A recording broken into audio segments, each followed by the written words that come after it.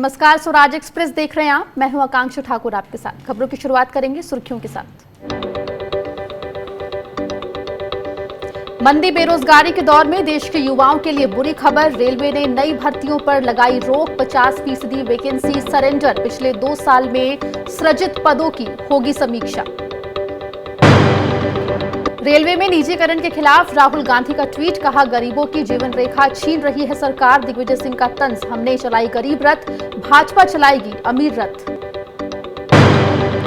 मई और जून में महज 13% मजदूरों को ही मिल पाया अनाज। खाद्य और आपूर्ति विभाग ने जारी किए आंकड़े। सरकार ने 8 करोड़ मजदूरों तक योजना का फायदा पहुंचाने की कही थी बात। मध्य प्रदेश मंत्रिमंडल का विस्तार। सिंधिया समर्थकों समेत कुल 28 चेहरे शामिल। पूर्व सीएम कमलनाथ का तंज, 33 मंत्रियों में 14 अभी विधायक तक नहीं, जनता के साथ बड़ा मजाक। और 65 वर्ष से ऊपर के लोग और कोविड पॉजिटिव कर सकेंगे पोस्टल बैलेट का इस्तेमाल। बिहार चुनाव में लागू होगा फैसला। भारत सरकार ने जारी किया गैजेट।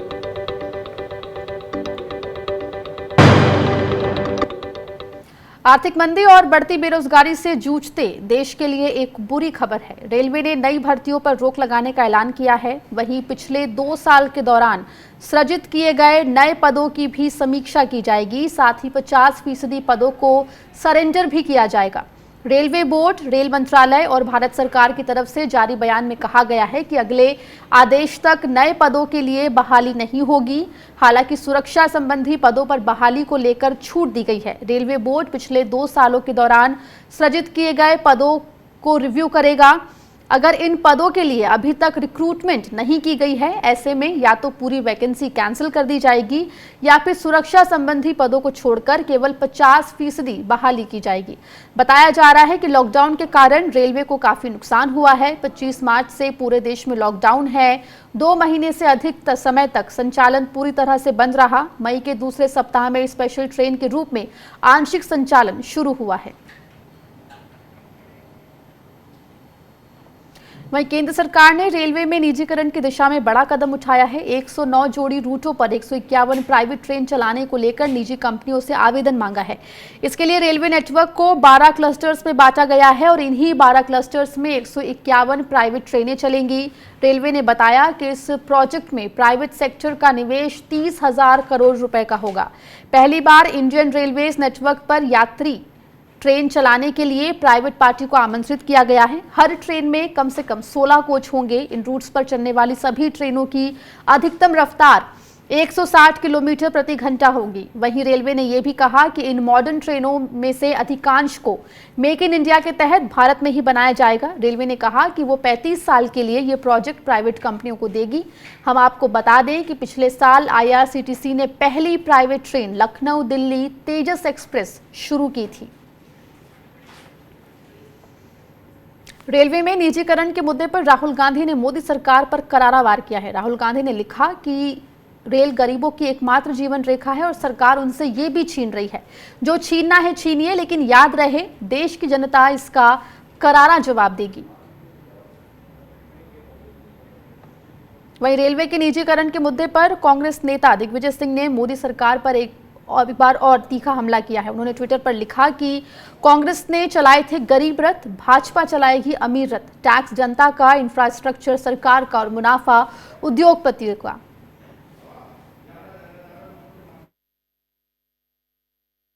यूपीए सरकार में हम लोगों ने चलाया था गरीब रथ, अब ये चलाना चाहते अमीर रथ, यानी कि निजी कंपनियों के द्वारा चलाई गई ट्रेनें और उसमें खर्चा सरकार का। रेल जो बिछी हुई है सरकार ने बिछाई। जो अधिकारी कर्मचारी हैं रेल विभाग के हैं और ये लोग जो हैं निजी कंपनी आके मुनाफा कमाने के लिए आना चाहती हैं। बात यही है कि मूल तौर पर भाजपा अमीरों की पार्टी है और इसकी शुरुआत उन्होंने जब रेलवे बजट को शामिल कर दिया था नेशनल बजट में, उसी दिन से पता लगने लगा था कि अब निजीकरण होने वाला है। इसलिए हम निजीकरण का विरोध करते हैं। प्रवासी मजदूरों के लिए केंद्र सरकार ने बड़े बड़े ऐलान तो किए, लेकिन उसका जमीनी हकीकत चौंकाने वाली है। पीएम गरीब कल्याण अन्न योजना के तहत प्रवासी मजदूरों को वितरित करने के लिए 8 लाख मीट्रिक टन राशन का आवंटन किया गया था, जिसमें से मई और जून में महज 13% मजदूरों को ही मिल पाया है। खाद्य एवं आपूर्ति मंत्रालय के आंकड़ों के मुताबिक सरकार ने मई और जून में हर महीने 8 करोड़ ऐसे मजदूरों को 5 किलो मुफ्त राशन देने का ऐलान किया था, जिनके पास राशन कार्ड नहीं है। लेकिन सिर्फ 2 करोड़ 13 लाख लाभार्थियों को ही अब तक राशन मिल सका है। इनमें से 1 करोड़ 21 लाख लोगों को मई में राशन दिया गया था, जबकि 92 लाख 44 हजार मजदूरों को जून में राशन मिला है। हम आपको यहां बता दें कि वित्त मंत्री निर्मला सीतारमण ने 14 मई को स्कीम का ऐलान करते हुए बताया था कि 8 करोड़ प्रवासी मजदूरों के लिए ये पैकेज लॉन्च की जा रही है। वहीं आपको ये भी बता दें कि सबसे ज्यादा राशन उत्तर प्रदेश के लिए जारी किया गया था, लेकिन राज्य में सिर्फ 2.03% राशन ही बचा। ये राशन 4,39,000 लाभार्थियों को मई में मिला, जबकि जून के महीने में 2,25,000 लाभार्थियों को ये राशन मिल पाया। इसी तरह बिहार ने भी अपने कोटे का पूरा राशन उठाया था, लेकिन सिर्फ 2.13% हिस्सा ही मजदूरों तक पहुंच पाया। यूपी और बिहार के अलावा 11 राज्य और एक केंद्र शासित प्रदेश ऐसे हैं जिन्होंने केंद्र से लिए गए राशन का केवल 1% हिस्सा ही मजदूरों तक पहुंचाया है। ये राज्य हैं आंध्र प्रदेश, गोवा, गुजरात, झारखंड, महाराष्ट्र, मेघालय, ओडिशा, सिक्किम, तमिलनाडु, तेलंगाना और त्रिपुरा। इसके अलावा केंद्र शासित प्रदेश लद्दाख का भी यही हाल रहा।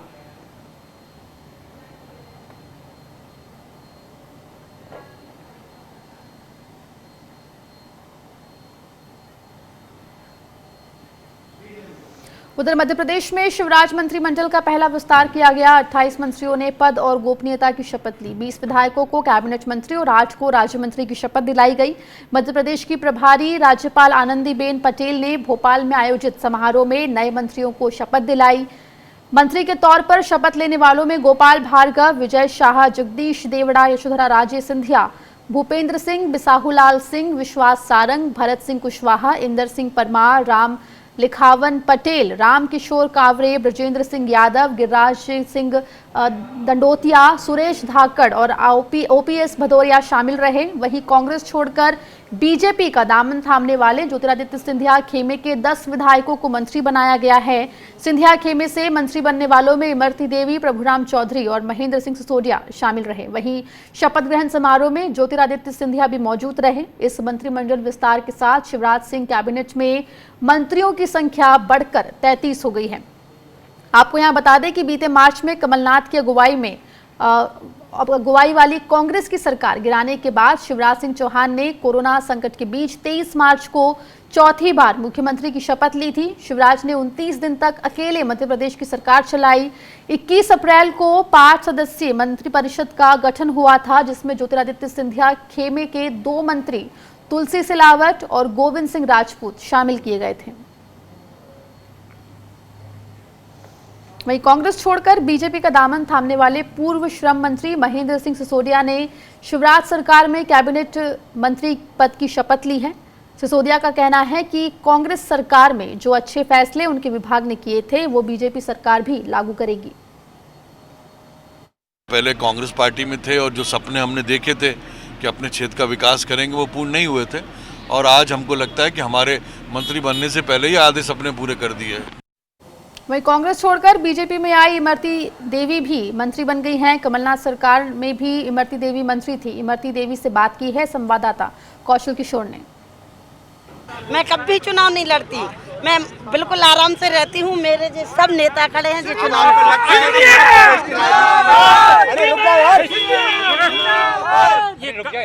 अब कमलनाथ जी से क्या कहोगे? क्या करना है, कमलनाथ जी को छिंदवाड़ा जाना है तो चले जाएं। अब रास्ता साफ है। मैराथन मंथन के बाद मध्य प्रदेश में मंत्रिमंडल का विस्तार हो गया, जिसके बाद माहौल भी गर्मा गया है। पूर्व सीएम कमलनाथ ने ट्वीट कर बधाई भी दी है और तंज भी कसा है। कमलनाथ ने अपने ट्वीट में लिखा है कि प्रदेश सरकार के आज के मंत्रिमंडल के गठन पर मैं सभी नवीन मंत्रियों को बधाई और शुभकामनाएं देता हूं और उम्मीद करता हूं कि प्रदेश के विकास में सभी मिलजुल कर कार्य करेंगे और प्रदेश के विकास में सहभागी बनेंगे।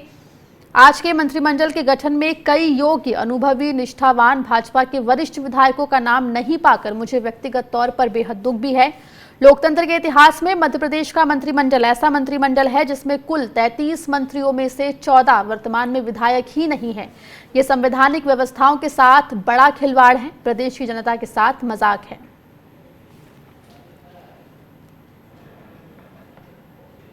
उधर मध्य प्रदेश कांग्रेस के प्रवक्ता नरेंद्र सलूजा ने भी प्रदेश के नए मंत्रिमंडल को लेकर कई सवाल खड़े किए हैं। उन्होंने ये भी कहा कि ये मंत्रिमंडल चीनी उपकरणों की तरह है जो टिकाऊ नहीं होते।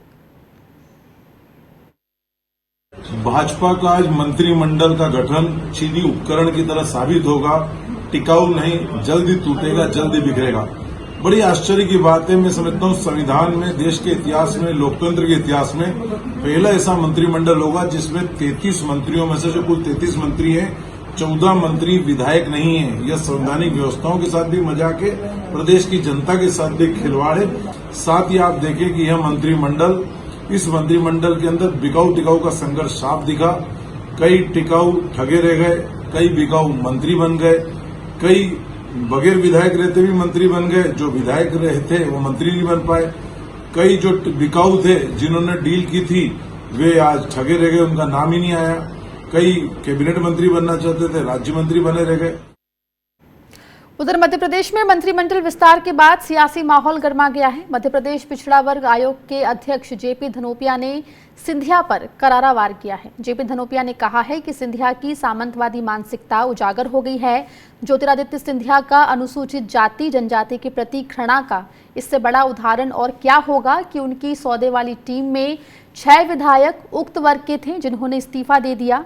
वो बात दूसरी है कि इस्तीफा फोकट में नहीं दिया, मगर जिस पर भरोसा किया उस नेता ने 5 अनुसूचित वर्ग के पूर्व विधायकों को बाबा जी का ठुल्लू दिखा दिया। ज्योतिरादित्य सिंधिया सामंतवादी प्रवृत्ति के व्यक्ति हैं। उनकी सामंतवादी सोच आज इस बात से उजागर हो गई कि चंबल ग्वालियर क्षेत्र में उनके द्वारा जब कांग्रेस के साथ धोखा करके पार्टी छोड़ी तो करीब 16 लोग गए, 22 लोग टोटल शामिल हुए, तो 6 लोग अनुसूचित जाति जनजाति वर्ग के थे। और आज जब मंत्री बनने की स्थिति आई तो उन्होंने सिर्फ और सिर्फ एक अनुसूचित जाति की महिला को मंत्री बनवाया, बाकी 5 लोगों को छोड़ दिया गया। और दूसरे जो उच्च जाति के लोग हैं उनको अवसर दिलाया, उनको मंत्री बनवाया गया है। निश्चित रूप से पहली बार के बने हुए विधायकों को मंत्री बनवा दिया गया है। ये स्थिति है। इससे साफ है कि ज्योतिरादित्य सिंधिया एक सामंतवादी व्यक्ति हैं और उनकी सोच सामंतवादी है। इसकी जितनी निंदा की जाए वो कम है। उधर मध्य प्रदेश में पिछले 3-4 महीनों में सारी सियासी उठापटक और दल बदल जैसी घटनाएं ज्योतिरादित्य सिंधिया की बदौलत हुई है। मंत्रिमंडल विस्तार के बाद सिंधिया एक बार फिर निशाने पर हैं। विरोधियों के इन हमलों पर ज्योतिरादित्य सिंधिया ने भी पलटवार किया है। मैं पूछना चाहता हूं, कमलनाथ जी और दिग्विजय सिंह जी ने क्या किया पिछले 3 महीनों में? सर कमल किसकी सेवा की? उनको तो सेवा की चिंता है केवल स्वतः की। प्रदेश की जनता के सामने तथ्य हैं कि 15 महीनों में किस तरीके से इन्होंने प्रदेश का भंडार लूटा है और स्वतः को पूर्ण रूप से सारा अपने आप ले लिया है। दोनों को यही कहना चाहता हूं कि टाइगर अभी जिंदा है। यहाँ पर वक्त एक छोटे से ब्रेक का है, आप देखते रहिए स्वराज एक्सप्रेस।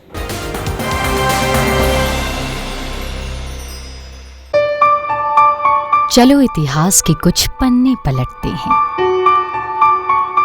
चलो उस दौर में कुछ दूर चलते हैं। हो बात ग्वालियर की या हो कहानी मुमताज की, बेगम नवाब की झलकियां या हो बात काले ताज की, हर तरफ पसरा यहाँ इतिहास है। यूं ही नहीं कहते सभी, मध्य प्रदेश तो कुछ खास है। वक्त के निशान।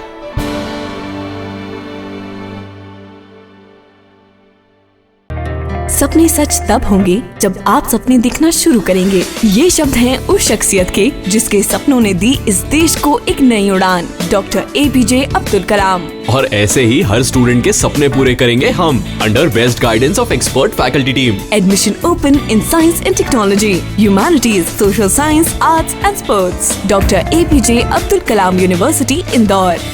For the details contact 180030026072।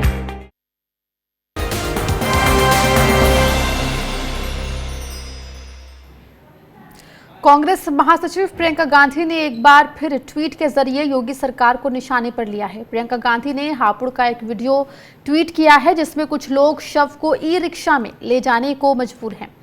Priyanka Gandhi ने अपने ट्वीट में लिखा है कि कुछ दिनों पहले ही संभल में परिजनों को शव ठेले पर ले जाना पड़ा था। खबरों के अनुसार वैसी अमानवीय घटना अब हापुड़ में घटी है, जहां परिजनों को शव ई-रिक्शा पर ले जाना पड़ा है। यूपी में स्वास्थ्य क्षेत्र में दुर्दशा के सैकड़ों समाचार आ रहे हैं, पर यूपी सरकार जमीनी हकीकत से मुंह मोड़े बैठी है।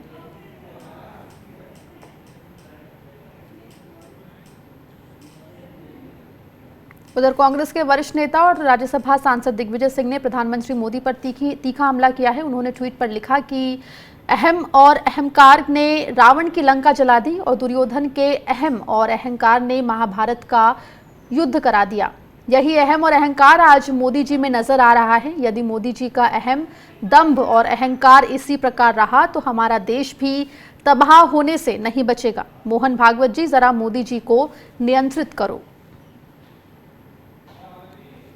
वहीं दिग्विजय सिंह ने पीएम मोदी पर यह तीखा हमला कांग्रेस महासचिव प्रियंका गांधी के भाषण की एक क्लिप शेयर करते हुए किया, जिसमें प्रियंका गांधी कह रही हैं कि इतिहास गवाह है कि इस देश ने अहंकार को कभी माफ नहीं किया है। इस देश ने कभी अहंकार और घमंड को माफ नहीं किया है। इतिहास इसका गवाह है, महाभारत इसका गवाह है। ऐसा अहंकार दुर्योधन में भी था। उन्हें जब सच्चाई दिखाने के लिए भगवान कृष्ण उन्हें समझाने के लिए गए तो कृष्ण जी को भी उन्होंने बंधक करने की कोशिश की। इसी अहंकार पर राष्ट्र कवि रामधारी सिंह दिनकर की कुछ पंक्तियां हैं, सुनिए। जब नाश मनुज पर छाता है, पहले विवेक मर जाता है। हरि ने भीषण हुंकार किया, अपना स्वरूप विस्तार किया। डगमग डगमग दिग्गज डोले, भगवान कुपित होकर बोले, जंजीर बढ़ा कर साध मुझे, हाँ हाँ दुर्योधन बांध मुझे। आगे बढ़ेंगे खबरों में। चीन से जारी सीमा विवाद के बीच केंद्रीय मंत्री रविशंकर प्रसाद ने साफ साफ कह दिया है कि भारत माकूल जवाब देने में सक्षम है। रविशंकर प्रसाद ने साफ कहा कि ये सच है कि भारत शांति का पक्षधर है, लेकिन इसका मतलब ये नहीं कि भारत कमजोर है। भारत माकूल जवाब देना जानता है। भारत शांति में विश्वास करता है। भारत समस्याओं को बातचीत से सुलझाना चाहता है। भारत वसुधैव कुटुंबकम में विश्वास करता है। लेकिन जैसा हमारे प्रधानमंत्री जी ने कहा, अगर भारत के साथ कोई आंख मिलाएगा तो भारत आंख मिला के जवाब देना भी जानता है, समझना चाहिए। हमने सबों के साथ दोस्ती का हाथ बढ़ाया, लेकिन अगर चीन के लोगों ने जबरन लद्दाख में दबाव बनाने की कोशिश की, जो लाइन ऑफ एक्चुअल कंट्रोल है।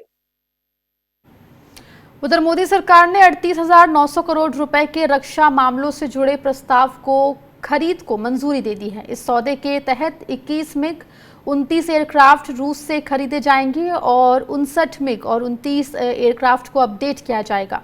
इस फैसले को आत्मनिर्भर भारत से जोड़कर भी देखा जा रहा है।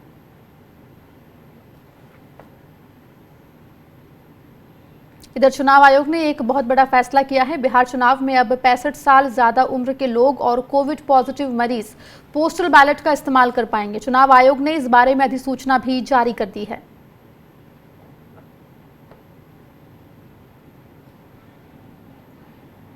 वहीं बिहार में कांग्रेस ने अपना सदस्यता अभियान शुरू किया है। कांग्रेस ने बोले बिहार बदले सरकार के नारे के साथ अपना सदस्यता अभियान की शुरुआत की है। कांग्रेस ने लोगों से अपील की है कि वो कांग्रेस के साथ जुड़े और 15 साल पुरानी नीतीश कुमार की सरकार को बदलने में मदद करें।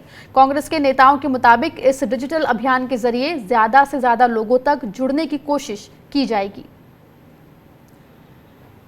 मैं समझता हूं कि डिजिटल मेंबरशिप जो है वो जनता से गांव-गांव तक संपर्क स्थापित करने का एक जरिया है। इसलिए हमारे केंद्रीय नेतृत्व ने यह तय किया है कि हम लोग डिजिटल मेंबरशिप के माध्यम से जनता के समस्या को सुनेंगे भी और अपना समस्या या अपना जो संदेश होगा उन तक पहुंचाने का काम करेंगे। वहीं पटना में अखिल भारतीय विद्यार्थी परिषद के छात्रों ने प्रोटेस्ट किया और सरकार के खिलाफ नारे लगाए। छात्रों ने जुलूस भी निकाला और मांग उठाई कि रोजगार के अवसर उपलब्ध कराए जाएं। छात्रों ने कहा कि अगर सरकार ने उनकी मांगों की तरफ ध्यान नहीं दिया तो वो सड़कों पर उतरेंगे। बिहार में छात्रों को रोजगार के लिए, छात्रों को रोजगार देने के लिए जो यहाँ के शिक्षित युवा हैं जिनमें रोजगार का आज अवसर बिल्कुल बिहार सरकार में नहीं है, उन्हें रोजगार मुहैया कराने के लिए आज हमारा यह प्रदर्शन है। जहाँ एक तरफ छात्र आज बिहार में रोजगार के लिए भटक रहे हैं, वहीं दूसरी ओर जो उनके रोजगार लेने का एक अवसर था एसटीईटी पास कर उनके पास शिक्षक बनने का एक सुनहरा अवसर था, तो एसटीईटी को जब उसके रिजल्ट के दिन बिहार सरकार ने छात्र विरोधी निर्णय लेते हुए उसको रद्द कर दिया। विद्यार्थी परिषद का यह स्पष्ट मांग है कि छात्र हित को ध्यान में रखते हुए बिहार सरकार एसटीईटी रद्द करने के निर्णय को वापस ले, जिससे कि छात्रों में रोजगार का अवसर बन सके। वक्त एक छोटे से ब्रेक का है, फौरन लौट रहे हैं।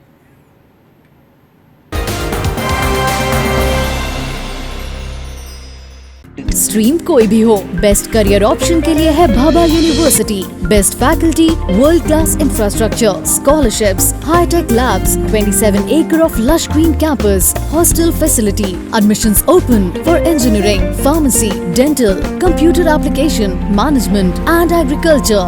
Bhabha university at Hoshangabad road, Bhopal. Call 91650 25500।